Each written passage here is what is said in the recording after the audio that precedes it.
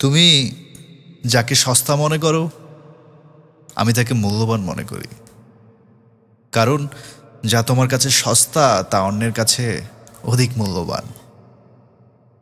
তুমি যাদের হাসির খোরাক মনে করে ব্যঙ্গ করো আমি তাকে রসিক মানুষ বলে সম্মান করি, কারণ কাঁদাতে পারে যে কেউ, হাসাতে পারে কজন।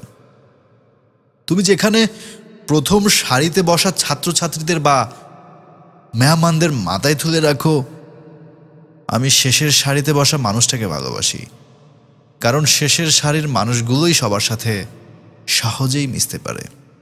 তুমি ইট পাথরের দালান কোঠায় বড় না হওয়ায় আফসোস করো, কিন্তু আমি মাটির ঘরে থাকাকে গর্ববোধ মনে করি, কারণ চাহিদা জীবনের যত কম সুখ তত বেশি।